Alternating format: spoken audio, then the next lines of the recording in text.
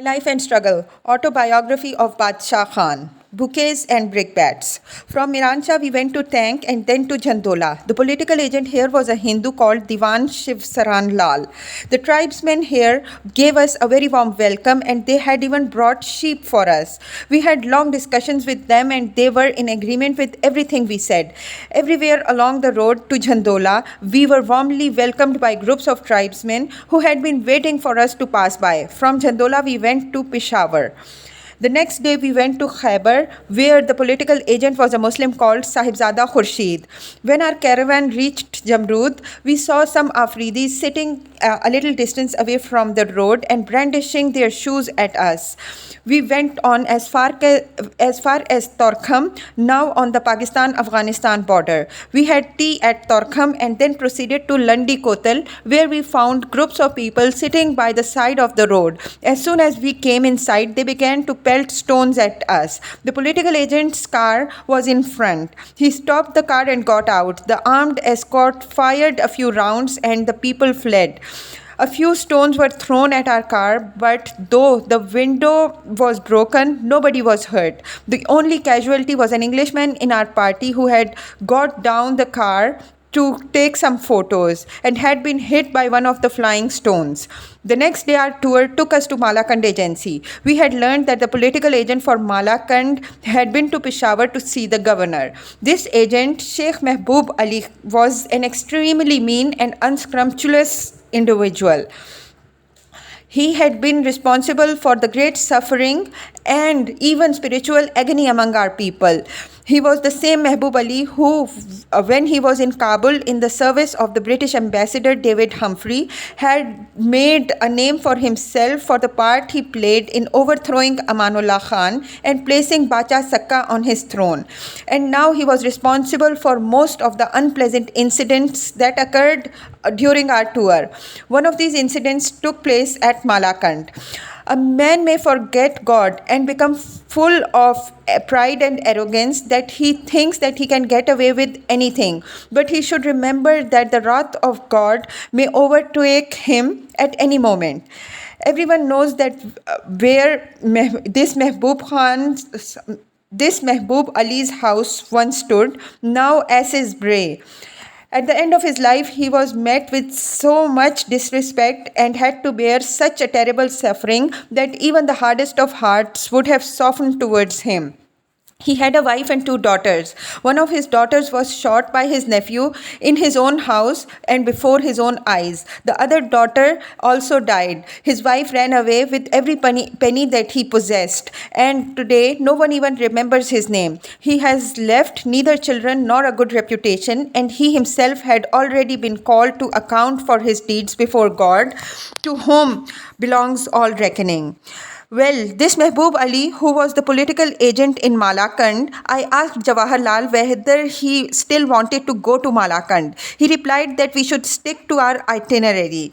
In Waziristan, we had an escort of soldiers, but in Khyber, police had accompanied us. I asked Dr. Khan Sahib to arrange for soldiers to escort us into Malakand. And I added that if he could not, I would arrange for Khudaida Khidmat cars to escort us. I asked him not to accept only a police escort. He replied that he would certainly arrange for soldiers to accompany us. But when we arrived at Risalpur, we found only the police waiting to escort us. I became very angry indeed and wanted to leave the party there and then. But on second thoughts, I did not. After all, Jawaharlal had come for my sake and I could not desert him now. We arrived in Malakand a little ahead of schedule and there was nobody to receive us. While we were in the fort having tea, we heard some shouting outside and concluded that the Sheikh's men had arrived. They had actually come at the right time, whereas we had arrived early. There were Khudaida Khidmat cars in Malakand Agency too. Rahat Khan, a distinguished Khudaid Khidmatkar leader, came to see me late at night and he told me that Sheikh Mehboob Ali had sent a lot of people and that we should be on our guard. We spent the night at Malakand. The Sheikh was always flattering. Dr. Khan Sahib And unfortunately, it was the doctor's one weakness that he could not resist flattery. When the morning came and it was time for us to go, a Khudai Khidmatkar came to tell us that crowds of people were waiting for us on the road, obviously with no good intentions, and that we should take precautions. I took the Dr. Sahib on one side and told him what I had just learned. The Sheikh was watching us from a distance. Then he slowly came nearer and asked Dr. Khan Sahib what the matter was. The doctor told him, whereupon the Sheikh said, "Don't I look upon you as my father? Am I not a Pathan? Do you believe I am such a scoundrel that I would do this to you? Do you?" The Dr. Sahib trusted the Sheikh and said, "Come on, let's go." Without even waiting for the police escort, he left the room and we followed him. The Sheikh was walking in front. Some Englishmen were waiting for Jawaharlal at the gate, and we stopped the car so that they could greet Nehru. In the meantime, the Sheikh had sneaked out, and when we drove out of the gate and had gone past the Britishers, the people who were waiting outside began to pelt stones at us. They had put a lorry across the road to block our way. One of the stones hit me in the back and I almost fainted. A Jamadar who was traveling with us and who was sitting in front ducked to avoid the stone. Dr. Khan's eyes fell on the man's revolver and he quickly picked it up and pointed at the crowds through the car's window, shouting, "Stand back or I'll shoot." When the people saw the revolver, they ran away. Then Dr. Khan told the driver of the lorry to move off. The driver got frightened and drove the lorry away. We heaved a sigh of relief. The people had begun to throw stones at us as soon as we left the fort, and the Englishmen had seen what was happening. Yet they had not lifted a finger to help us. And in spite of the fact that Jawaharlal Nehru, Minister of External Affairs in the central government, was in our party, as well as the Prime Minister of the Northwest Frontier Province, Dr. Khan Sahib. When we were coming down the hill at Malakand, we had to stop the car because the window was broken and we all had sustained injuries. When we got down the car, we saw that our escort was coming towards us and that the officer in charge was the Deputy Commissioner of Mardan, Mr. Curtis. He had been instructed by the government to escort and protect us. He came over to us and began to apologize for not arriving in time. But we knew all the time that this had been a conspiracy between him and Sheikh Mehboob Ali. Before we continued our journey, I told Dr. Khan Sahib that one lorry should go in front of us and one should follow immediately behind. And whenever there were people collecting on the road, the lorry in front should stop and the soldiers should get down and order the people to move away. If they refused, the soldiers could use their lathis. If even that did not drive them away, the soldiers in the lorry behind would have to fire a few shots in the air. Coming down from Malakand, we arrived at Dargai, and there again we found a crowd waiting for us to throw stones at us. One of the stones was flung at Jawaharlal, but I put out my hand and changed its course. But I had injured my own hand. One man threw a pot of filth into the car. Jawaharlal and I escaped, but Dr. Sahab was completely soaked with it. With great difficulty, we eventually reached Peshawar. Actually, all this trouble was due to Dr. Khan Sahib's fault. If he had allowed us to make our own arrangements, we would have seen to it that we had adequate protection. The following day, we had held a meeting at our center, but this time we had taken precautions, and in spite of the government planning and plotting, nobody had the courage to come near us or our meeting and create trouble. The next day, we sent word to Dr. Khan Sahib that we had made our own arrangements and that we needed neither his nor the government's protection. When everything had been arranged and I was sitting down with Jawaharlal, I received the information that a number of Britishers had gone to Dr. Khan Sahib's bungalow and that they were making arrangements for soldiers to escort us. Just then, Dr. Khan Sahib himself arrived, and I asked him to dismiss the British and their troops as we did not need them either. The Doctor Sahib said, "What is wrong with letting them come along too?" But I refused and I said that we did not want them. Then I myself went out and told the British, "When we needed your protection, you did nothing to provide it. Today we do not need you or your protection. We have made our own arrangements. Kindly leave us alone and do not follow us." Then the British went to see Mullah Gori and plotted with him. Mullah Gori was a murid of Pir Sahib Manki Sharif.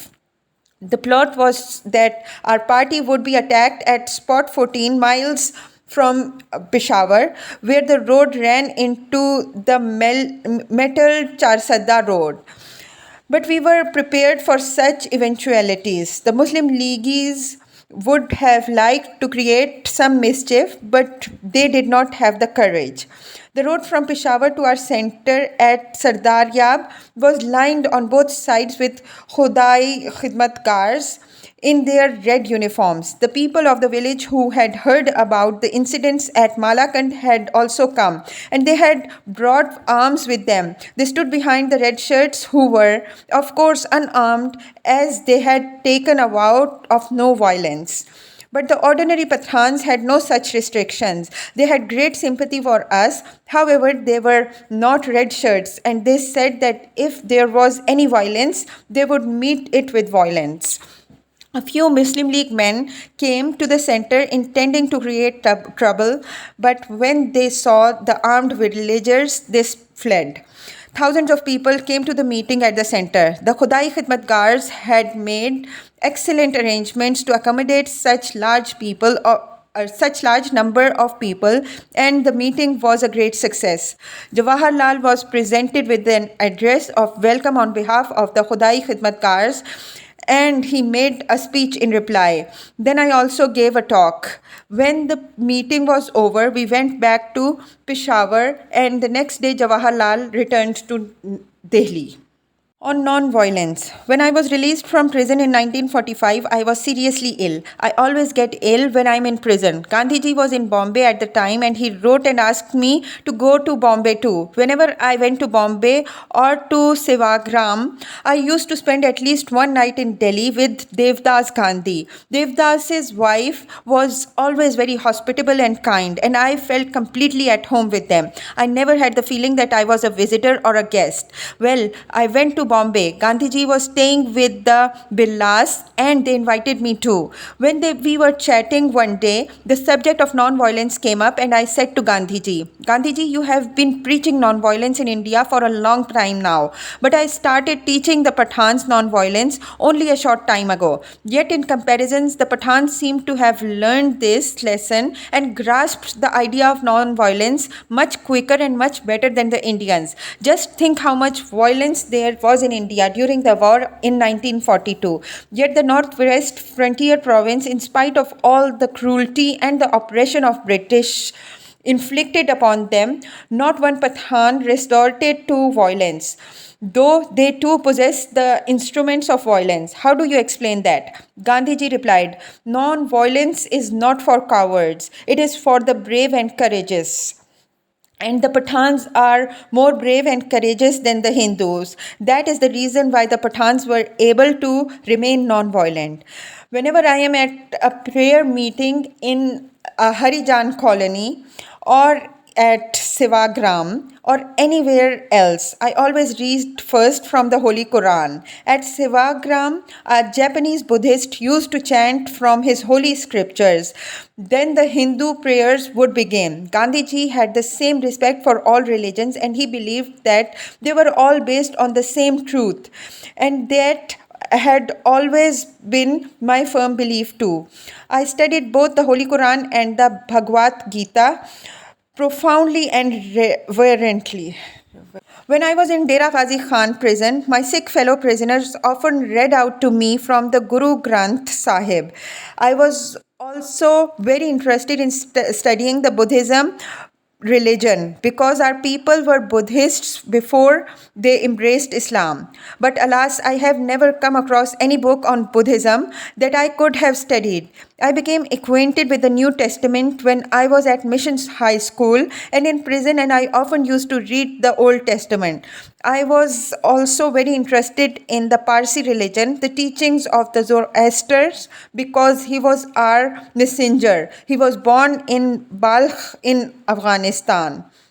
But again, alas, until now, I have not been able to find any literature about him. I have asked Rashid Behan and some Parsi friends, but nobody has yet sent me any book on Zoroaster and his teachings. My religion is truth, love, and service of God and humanity.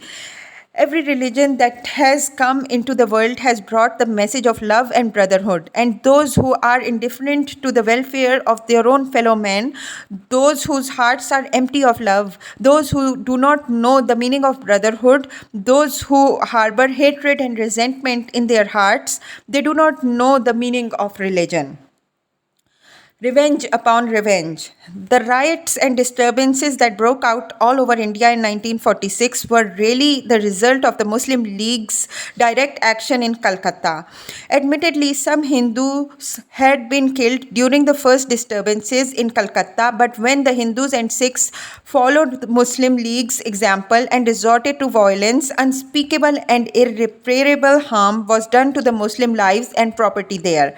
Then the Muslim League, with the intention of keeping the disturbances going, struck at Hali on the pretext of taking revenge on behalf of Calcutta. They created a hell for the Hindus at Noakhali and committed such cruelties that anyone with any human feelings would hang his head in shame. The British, true to their policy of divide and rule, also caught Hindus in their net.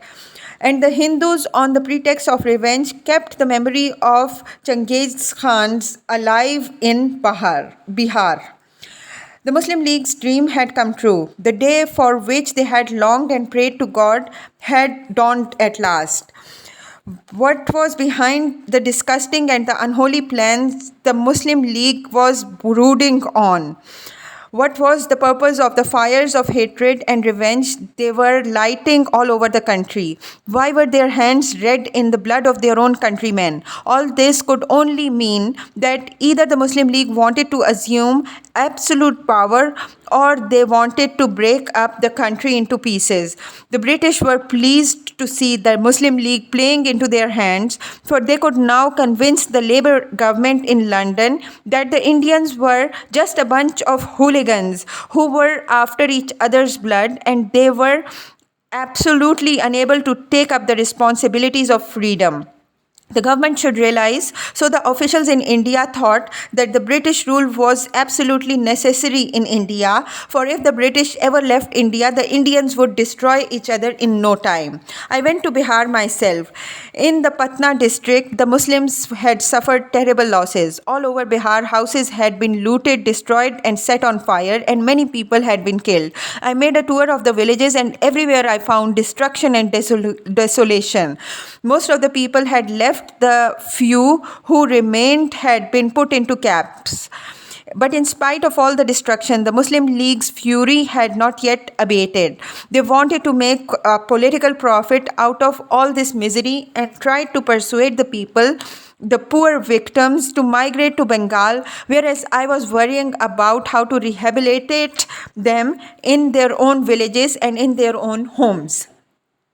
But the Muslim League was putting such a pressure on them that they did not listen to me. I went to see the Muslim League leaders. They were all hiding in Barrister Yunus's magnificent house, and whenever I went there, I found them eating and drinking. I told them, I have come to make this request. Put a stop to all the misery now. Hasn't there been enough destruction? If you really want these poor people to migrate to Bengal and you really want to rehabilitate them there, I have no objection, but it would be most improper on your part to use them for your own ends. These people have suffered a great deal already. Please don't make them suffer anymore. But the Muslim League leaders were ruthless and they sent the Bihari refugees to Bengal. The monsoon was approaching and I had hoped to rebuild the villagers' homes and to resettle them before the rains came. But the Muslim League leaders would not cooperate with me. Obviously, they were not interested in reconstructions, but only in destruction. The Muslims who migrated to Bengal were worse off than those who stayed on. Some died on the way and some died when they reached Bengal. The survivors returned to Patna. They had come to their senses and they now realized that the Muslim League was neither able nor willing to do anything for them. They found out too that they were being used as pawns in the Muslim League's political game. Many of the Muslim villagers had buried their valuables before leaving their homes, and they now wanted someone to guide and escort them back to their villages and help them dig up their belongings. But the Muslim Leaguers were too afraid to leave Patna. I was the only one to accompany the villagers to their former homes and to help them recover their belongings. Having suffered so much misery and hardships, the villagers now came to me and said they were worried because the monsoon was approaching and they had no place to live. They asked me to use my influence with the Bihar government to get them settled before the rainy season. At my request, Bihar government did make arrangements to rehabilitate them and immediately started building houses. The monsoon was around the corner. The progress of the reconstruction work was not unsatisfactory, but I thought that if Mahatma Gandhi could visit Bihar, the work might get a spurt and might be finished before the rains come. So I wrote to Gandhiji, who was in Nokathli, but because a great deal of damage had been caused there too. As soon as he received my letter, he came and made a tour of the villages. Wherever he went, he comforted the people in their afflictions and inspired them with new hope. The reconstruction work made rapid progress. Rula Behan also came with Gandhiji. She was his secretary at that time. She felt great sympathy for the poor, victimized Muslims, and did a great deal for them. I shall never forget her humanitarian efforts, for which I shall always be grateful to her. In those days in Bihar, our relationship became like a father and daughter, and it still is. The partition of India. After Bihar, it was the turn of Punjab and the northwest frontier province to bear the full brunt of the Muslim League's revenge.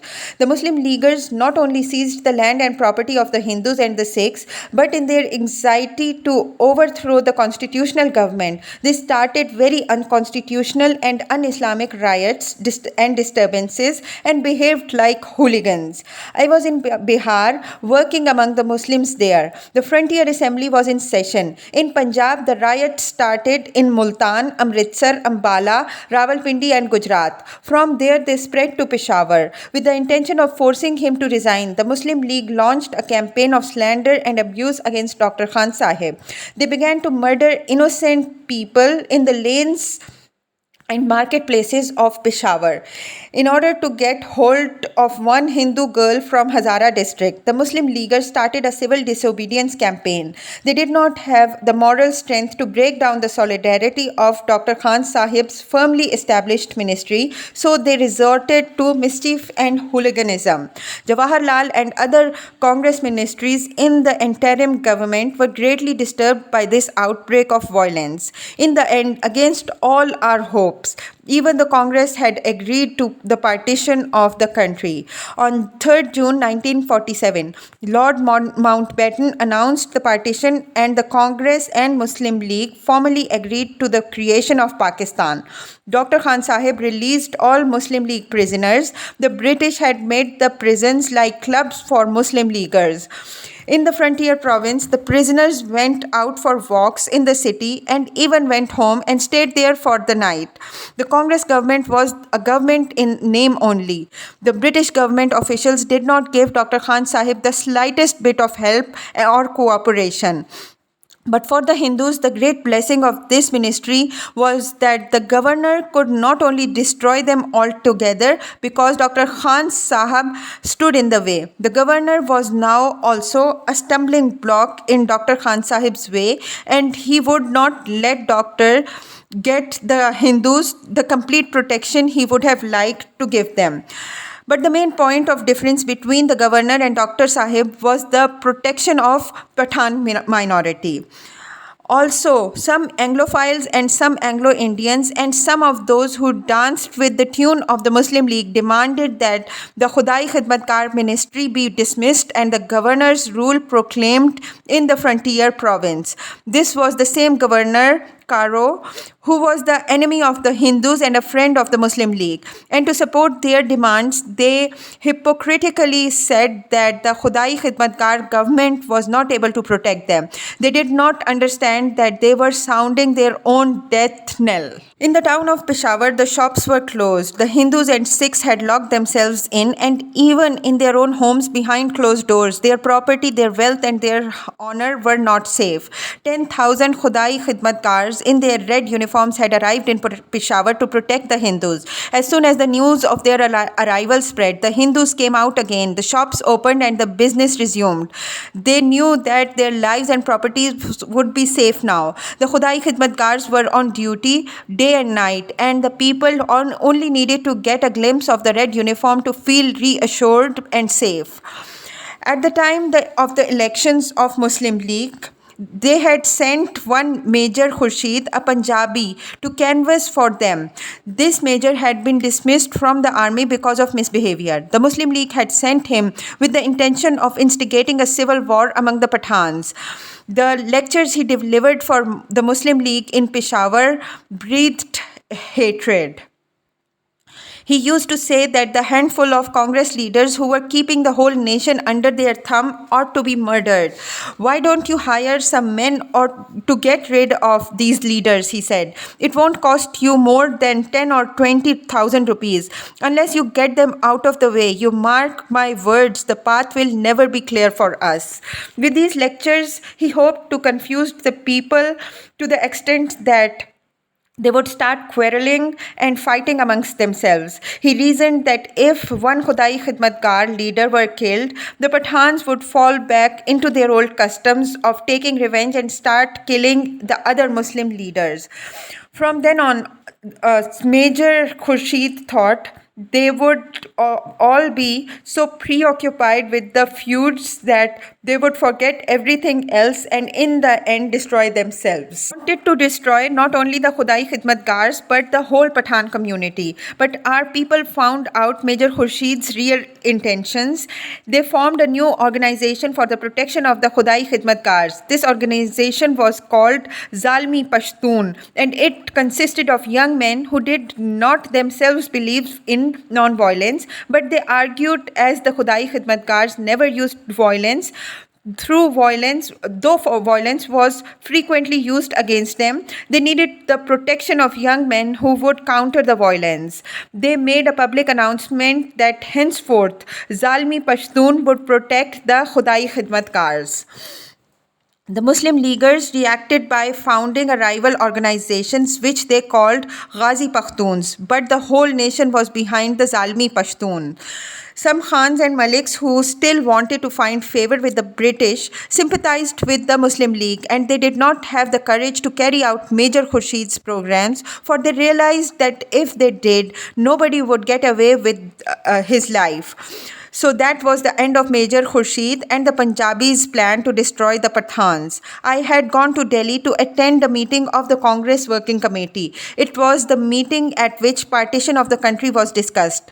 Gandhi ji and I were against partition. I cannot say what the other members felt about it because I had not talked to them yet. But Sardar Patel and Gopalachari were in favor of the partition and they were putting pressure on others. The question of a referendum in the Northwest Frontier Province was also discussed. Gandhiji and I were against the referendum too. I said that there was no need at all for a referendum. Less than a year ago, the election in the Northwest Frontier Province had been fought on the issue of India or Pakistan. We had won the election with a large majority and the Muslim League had lost. It was as simple as that. Sardar Patel and Raja Gopalachari party did not see eye to eye with us on this question, and they put a lot of pressure on the working committee and argued about the desirability of a referendum at great length. Finally, the working committee agreed with them and voted in favor of both the partition of the country and the referendum. On this occasion, I told the working committee and Gandhiji that we Pathans were standing side by side with them in struggle for freedom of India, and that we had made great sacrifices for the cause. But you are deserting us now, I told them, and throwing us to the wolves. We had held an election on the question of Pakistan or India, and we had won this election with a large majority. Is there any doubt about what the Pakhtuns want? It was clear to the whole world. That is one reason why we do not want a referendum. And another reason is that India has left us in the lurch. So why should we have a referendum on the issue of India or Pakistan? Our people were very disappointed and a little annoyed too. I'm afraid because of this weakness on the part of the Congress. That is why we said that if there was to be a referendum at all, it should be on the question of Pakhtunistan or Pakistan. After all, it was not we who had left Congress. The Congress had deserted us. If we had left the Congress of our own accord, the British would have given us what we wanted. But we did not want to leave. I am convinced that if the Congress had pressured this issue, if they had been as firm about it as they were about the question of Passpur, or as firm as Jinnah was about the question, the British would have had to listen to them. It is our great misfortune that Gandhiji is no longer amongst us. If he had still been alive, I am certain that he would have helped us. We had great hopes from Jawaharlal, and no doubt he did great things, but I cannot understand why he did not do anything for us, the Pathans. When the Congress Working Committee agreed to partition of the country and the referendum, I felt as if they had pronounced death sentence on all the Pathans. I sat there confounded and deeply distressed. Maulana Azad was sitting beside me. He advised me, "You ought to join Muslim League now." It still makes me sad, and I still wonder what on earth made him say a thing like that. For the Maulana had always been as much against the Muslim League's principles and practices as I was, and until then there was no evidence of any change in their policy which could have made it possible for us to become members.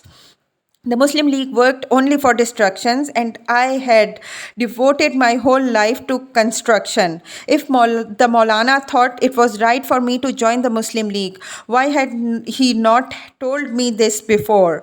Why had he kept his opinion to himself all this time? Coming suddenly like this and at a time like this, his advice neither influenced nor impressed me. I cannot change my beliefs and principles at a moment's notice, nor did I want my country or my people to change color like a chameleon.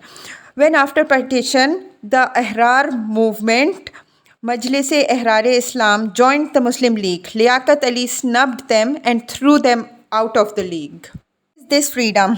In the course of the first 18 years of the existence of Pakistan, I spent 15 years in prison.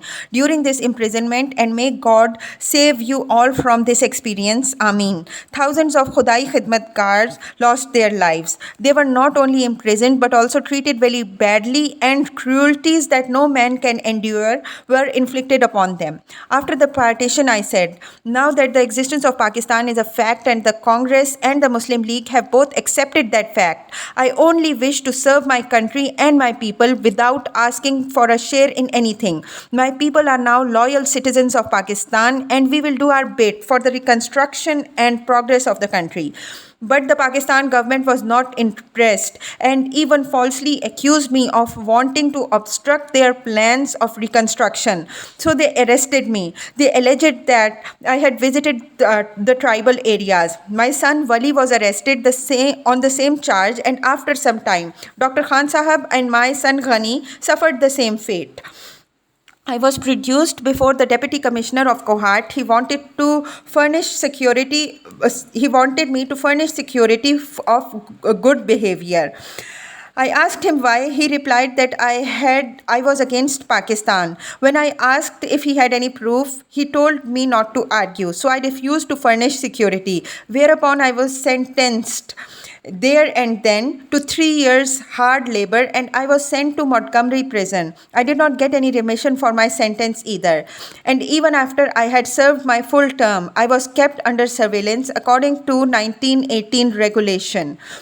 I was not released until January 1954, and when I was released, it was only a release in name. I was arrested again and again, and in this way, Pakistan kept me a prisoner for 15 years. Though we did not commit any crimes, the treatment of Pakistan government meted out to us from the very beginning was more cruel and more unjust than anything we had suffered under the rule of the foreign infidels. The British had never looted our homes, but the Islamic government of Pakistan did. The British never stopped us from holding public meetings or publishing newspapers, but the Islamic government of Pakistan did both.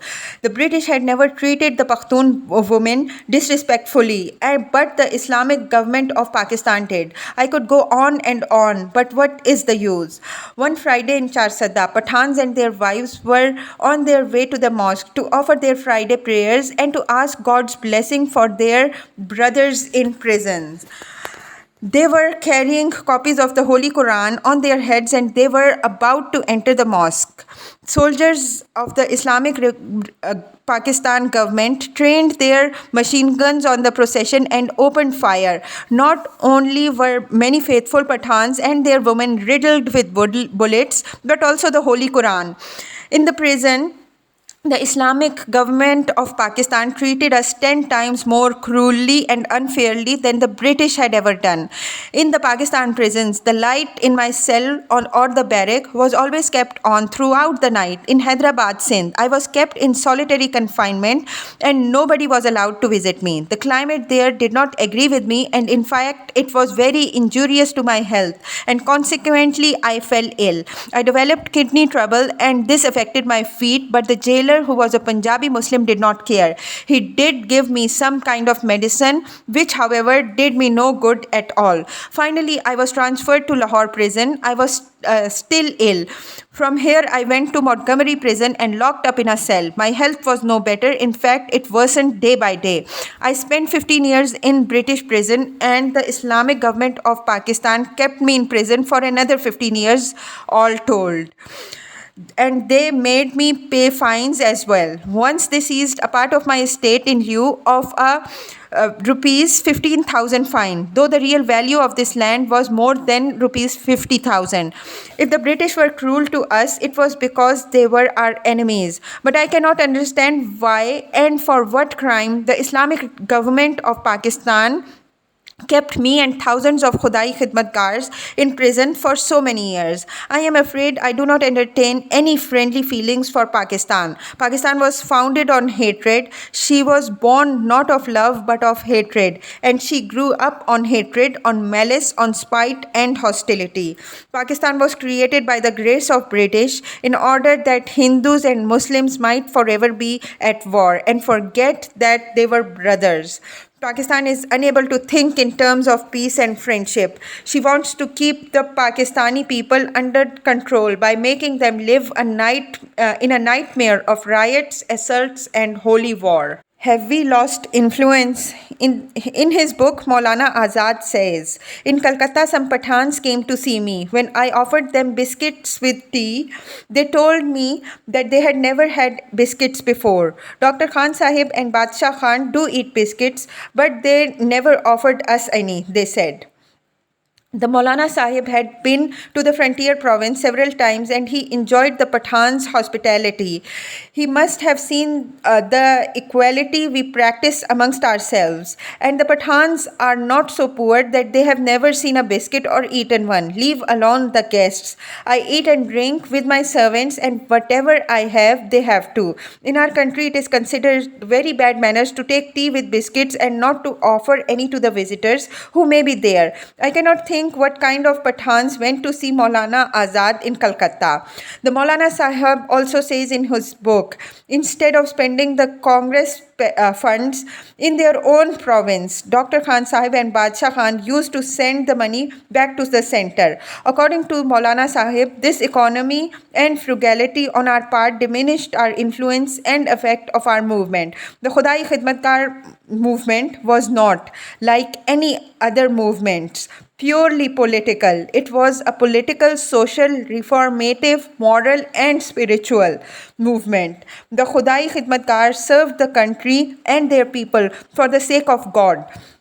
They even paid for their own uniforms. We have never taken any money from the Congress. If the Congress had given us money, they must have given it to the parliamentary board. We considered improper use of national funds a crime before God. If it is true that our movement has become less influential and effective, why should thousands of people still cling to it? The thousands suffer imprisonment for that cause. Of course, we know that all the scorn, cruelties and injustice the Pakistan government heaped on the Khudai Khidmatkars are aimed to the making our movement less influential. But I cannot see that they have succeeded yet. Oh Maulana, show me just one organization like ours, anywhere, can you? Well, I'm glad that the Maulana Sahib has at least admitted one fact, that we never took any money from the Congress and that we belong to the Congress solely because we were working for a common aim. That was all.